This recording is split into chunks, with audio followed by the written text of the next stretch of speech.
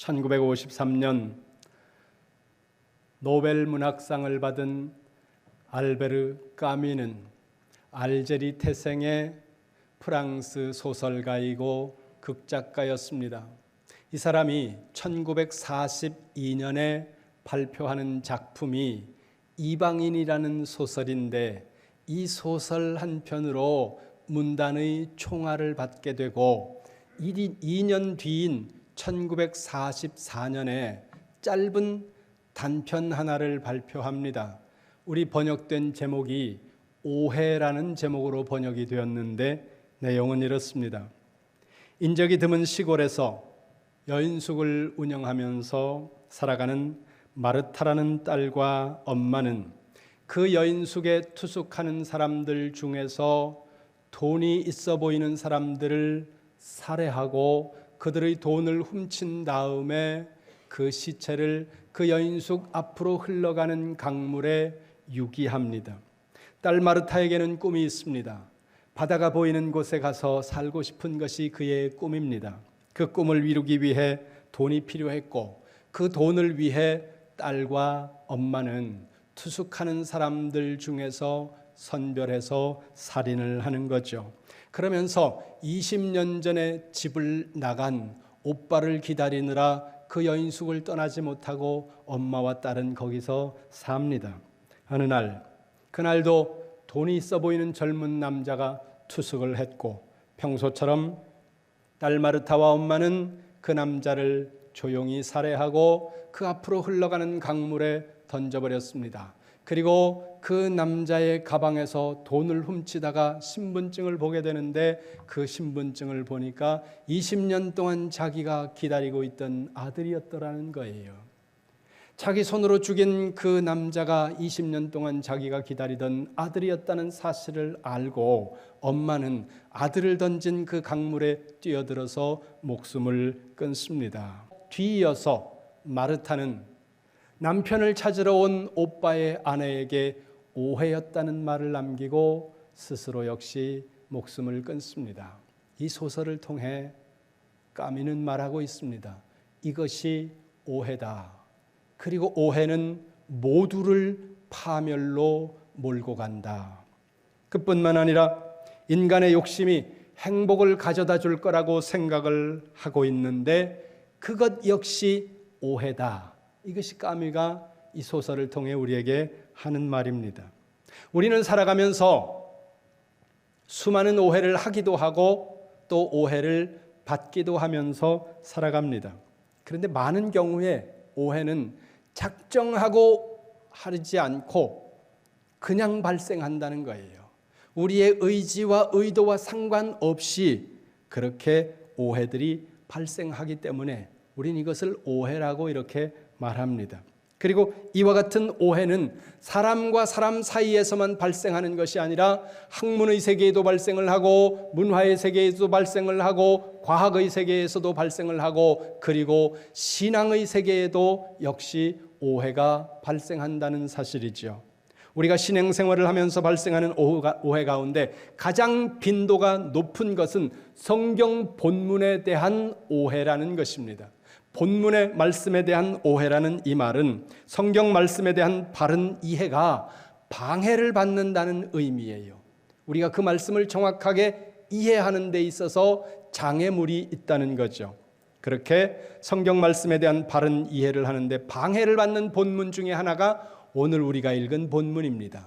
그런데 오늘 이 본문은 우리가 오해를 해도 교리적인 심각한 문제를 야기하는 것은 아니고 단지 우리가 이 본문을 왜곡하고 그리고 약간은 잘못 이해하는 정도의 오해지만 어찌됐든 원활한 이해를 방해한다는 점에서 난해한 본문으로 속하는 내용입니다.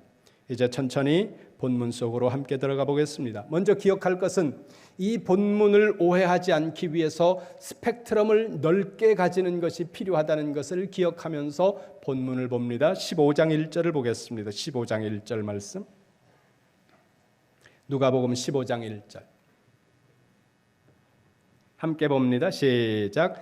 모든 세리와 죄인들이 말씀을 들으러 가까이 나아오니 아멘. 예수님의 말씀을 듣기 위해 많은 사람들이 몰려들었는데 누가복음 15장 1절에서 그 몰려든 사람들이 세리와 죄인들이었다 이렇게 말씀하고 있습니다.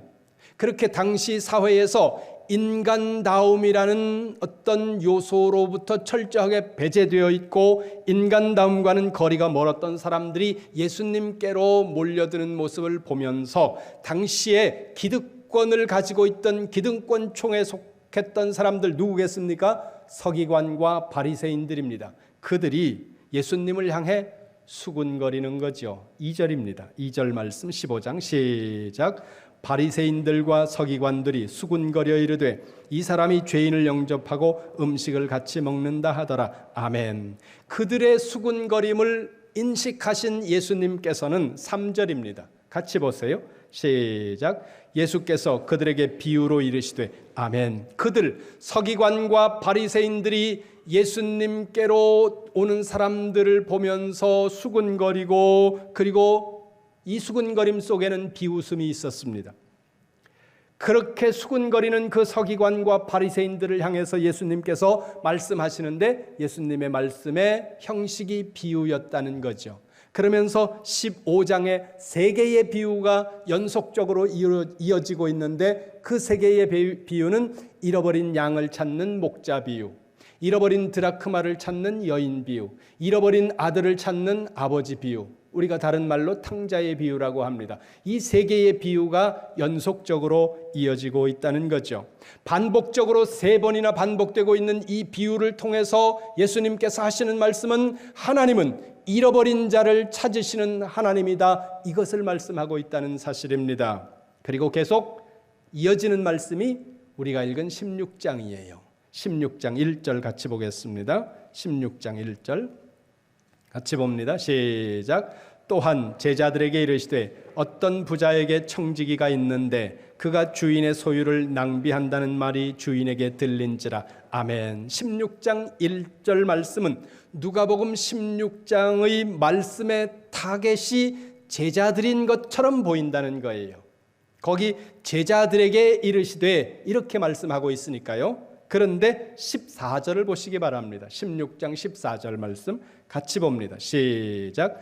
바리새인들은 돈을 좋아하는 자들이라 이 모든 것을 듣고 비웃거늘. 아멘. 바리새인들이 예수님의 비유의 말씀을 듣고 보인 반응은 예수님에 대한 비웃음이었다는 것입니다. 자, 그렇다면 지금 이 말씀의 타겟이 누구겠습니까? 물론 우리 모두지요. 그러나 1차적으로는 15장 2절에 있는 바리새인과 서기관들, 수군거리면서 비웃는 그 사람들, 그리고 1절에 있는 세리와 죄인들, 인간다움을 상실한 채 돈이면 모든 것이 다 된다고 생각하고 살고 있는 이들이 1차적인 타겟이고 그 다음 예수님을 따르기로 결심을 했지만 아직 자신의 욕망을 온전히 내려놓지는 못한 채 예수님의 제자로 따라가고 있는 이 제자들을 향해서 예수님은 16장에서 두 개의 비유를 통해 오늘 말씀하고 있다는 것입니다. 이 두 개의 비유가 가지는 초점은 하나입니다. 비유는 두 개지만 포커스는 하나라는 거예요. 이제 우리가 읽은 비유를 간략하게 한번 보겠습니다. 어떤 부잣집에 청지기가 있었다는 거예요. 당시의 청지기는 노예입니다. 노예인데 노예 중에서 청지기라고 부르는 이유는 이 노예들 중에 주인의 것을 자기 것처럼 쓰면서 관리할 수 있는 권한이 주어진 특별한 노예들이 있었다는 것입니다. 그들을 성경에서 청지기라고 이렇게 부른다는 것입니다. 자, 이 부잣집에 있던 청지기는 이 주인의 소유를 매우 낭비했다는 것입니다. 옳지 않은 청지기죠. 부드럽게 표현하면 옳지 않은 청지기고 좀 일반적으로 표현하면 악하고 불의한 청지기라고 말할 수 있습니다. 자, 그 악하고 불의한 청지기의 그 악한 행동이 주인에게 알려진 겁니다. 주인에게 알려져서 그 주인이 직무에서 배제하기로 혹은 그를 파면시키기로 이렇게 결정을 했다는 거죠. 갑작스럽게 자기에게 닥친 이 상황으로 말미암아 청지기가 당한 심경이 3절에 표현되고 있습니다. 3절 봅니다. 같이 봅니다. 시작. 청지기가 속으로 이르되 주인이 내 직분을 빼앗으니 내가 무엇을 할까? 땅을 파자니 힘이 없고 빌어먹자니 부끄럽구나. 아멘. 갑자기 파면된 거예요. 갑자기 직장을 잃은 겁니다. 갑자기 자기가 존재해야 될 이유가 사라져버린 거죠.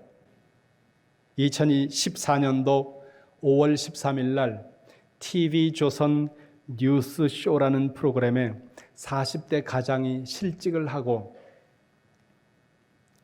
할 일이 없으니까 막막하지 않습니까?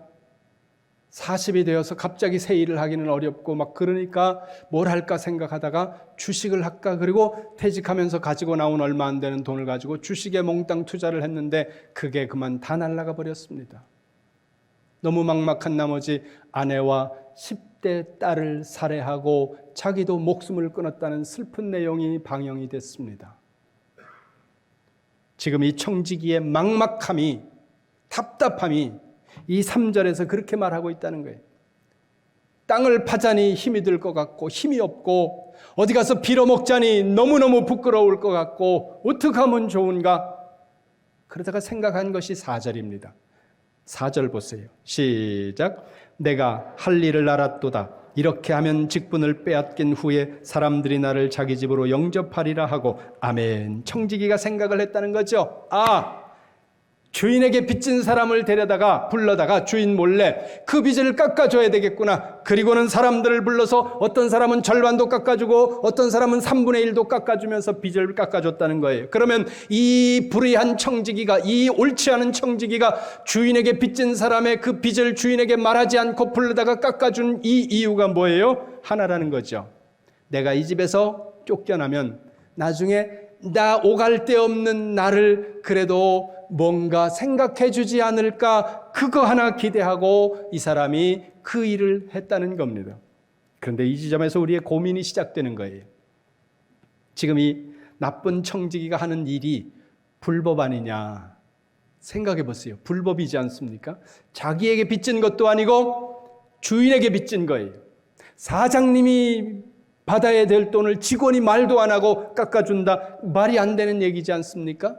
원래 불의한 청지기임에도 불구하고 지금 또 나쁜 일을 하는 거예요. 게다가 8절 보세요. 8절 가면 더 큰 고민이 생깁니다. 시작. 주인이 이 옳지 않은 청지기가 이를 지혜 있게 하였으므로 칭찬하였으니 이 세대의 아들들이 자기 시대에 있어서는 빛의 아들들보다 더 지혜로움이니라. 아멘. 주인이 칭찬하고 있다는 거예요. 원래도 못된 직원인데 주인 그 사장님 몰래 이런 엉뚱한 짓을 했는데 그걸 칭찬하고 있다는 거예요. 이게 우리에게는 고민이라는 겁니다. 그런데 그 뒤로 가면 예수님이 또 우리에게 고민이 되는 말씀을 하고 있다는 겁니다. 9절 보세요. 예수님의 비유의 설명이 더 혼란스럽게 말씀합니다. 9절 시작. 내가 너희에게 말하노니 불의의 재물로 친구를 사귀라. 그리하면 그 재물이 없어질 때에 그들이 너희를 영주할 처소로 영접하리라. 아멘. 예수님이 말씀하세요. 불의의 재물로 친구를 사귀라. 마치 검은 돈, 불법적인 돈, 옳지 않은 돈이라도 괜찮아, 이렇게 말씀하는 것 같이 비춰질 수 있기 때문에 우리는 이 본문을 보면서 마음이 불편하다는 거예요.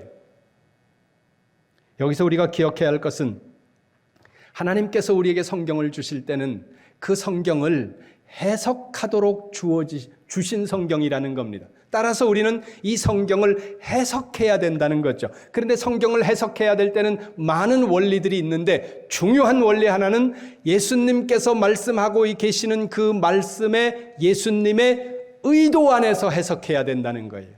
내가 마음대로 해석하는 것이 아니라, 내 느낌이 가는 대로 해석하는 것이 아니라 예수님께서, 하나님께서 말씀하시는 그 하나님의 의도 안에서 해석해야 된다는 거죠.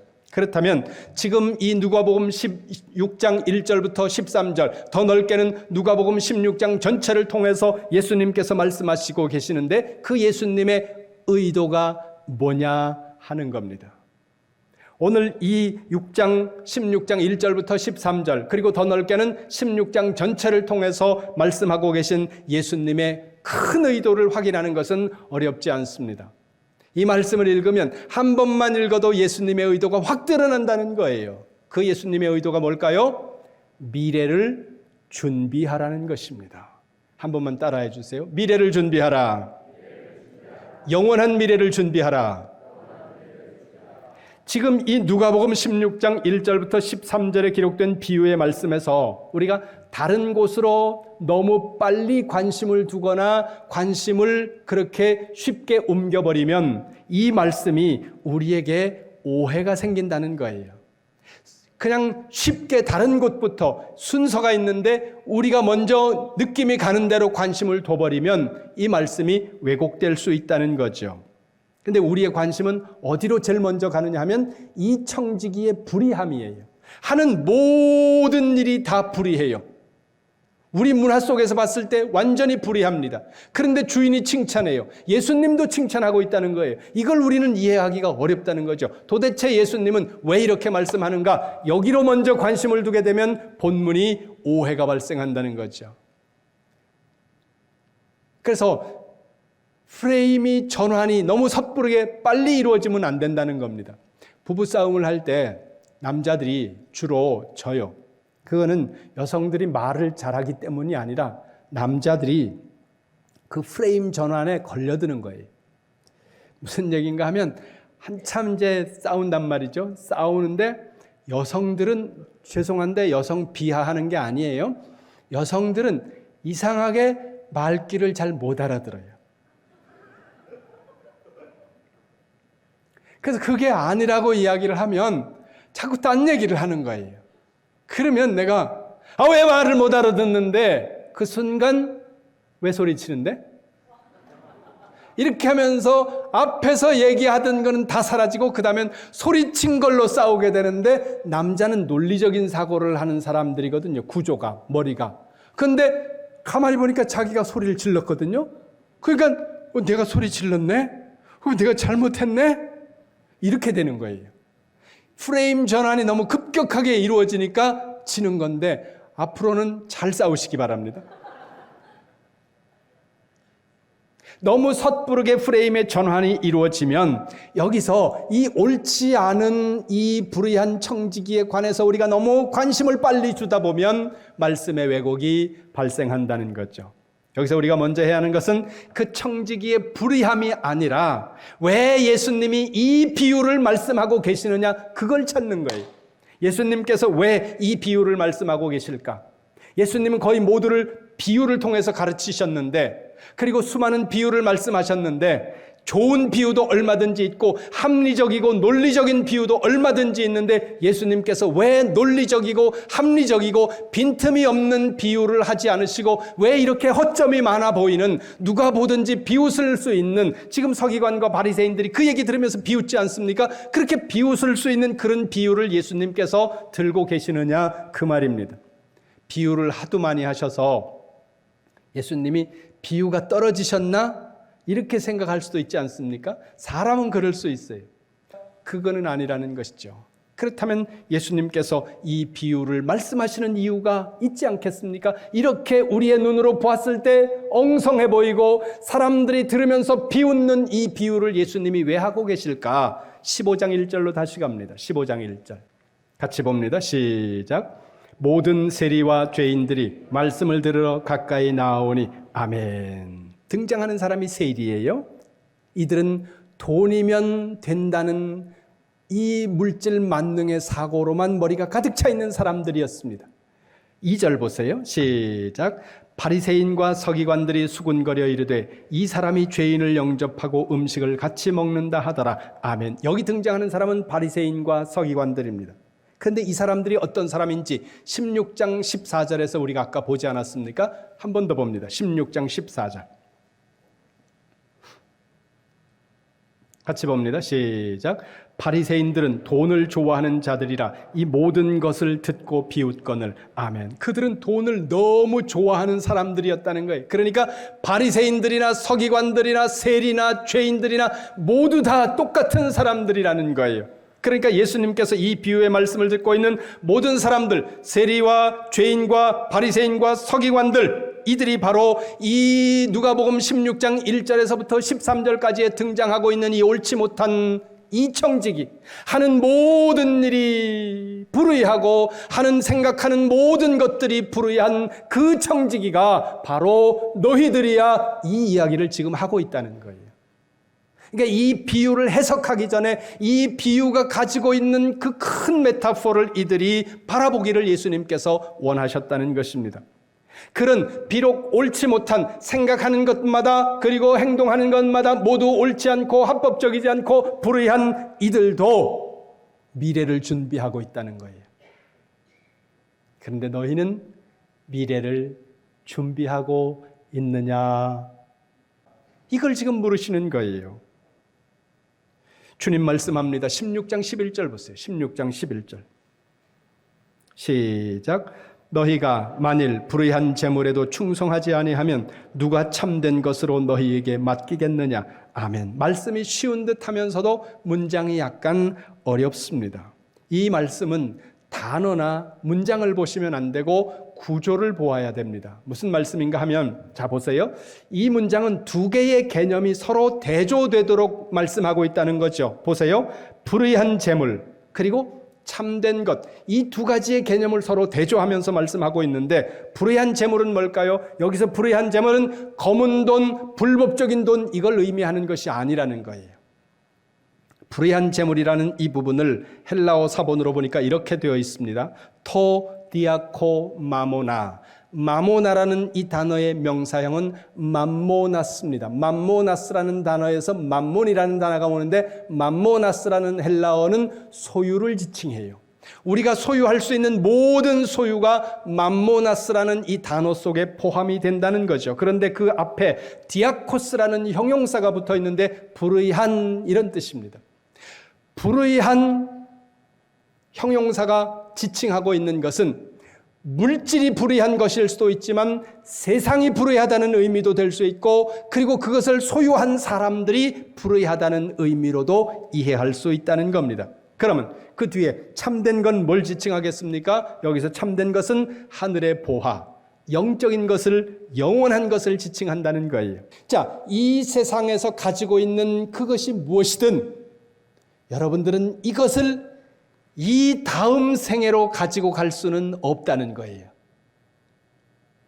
여기에서 가지고 있는 돈 못 가지고 간다는 거예요. 여기서 가지고 있는 지위 못 가지고 간다는 겁니다. 여기에 있는 명예조차도 가지고 가지 못한다는 거예요. 자, 그러면 여기서 문제는 이 세상에서 가지고 있는 것들을, 그것이 무엇이든 다음 생애로 우리는 가지고 갈 수, 다음 세상으로 우리는 가지고 갈 수 없는데, 문제는 이 세상에서 가지고 있는 것들로 다음 세상을 준비할 수는 있다는 거예요. 그것을 이야기하는 거예요, 11절이. 그래서 주님이 도전합니다. 지금 가지고 있는 이 불의한 맘모나스, 소유, 그것이 악하다는 의미가 아니에요. 세상이 불의한 거예요, 세상이. 이 세상에서, 그러니까 불의함이라는 것을 빼고 들으세요. 이 세상에서 가지고 있는 그것을 가지고 영원한 하나님 나라의 세계를 준비하지 않으면 어리석은 사람이라는 거예요. 이 세상에서 준비하는 거 잘 준비해야 돼요. 그렇게 준비해야 되지만 이 세상으로 끝나는 인생이 아니라는 거죠. 히브리서 9장 27절에 말씀합니다. 한 번 죽는 것은 사람에게 정하신 것이요 그 다음에는 심판이 있느니라. 심판이 있는 이 영원한 세계가 있는데, 이 세계의 것을 이쪽 세계로 가지고 간다면 가지고 가는 것으로서 준비가 되는데, 가지고 갈 수 있는 것이 어떤 것도 없다는 거죠. 그래서 우리는 이 세계에 있는 것을 가지고 이 세계에서 사용함으로써 여기를 준비하는 삶을 여기서 살아야 된다는 것, 오늘 지금 말씀하고 있다는 겁니다. 여러분, 준비하시기 바랍니다. 여러분, 이 땅 위에서도 여러분의 미래를 잘 준비하시기 바랍니다. 그러나 이 땅 위에서 영혼을 준비하는 지혜로운 청지기가 되시기를 주님의 이름으로 축원합니다.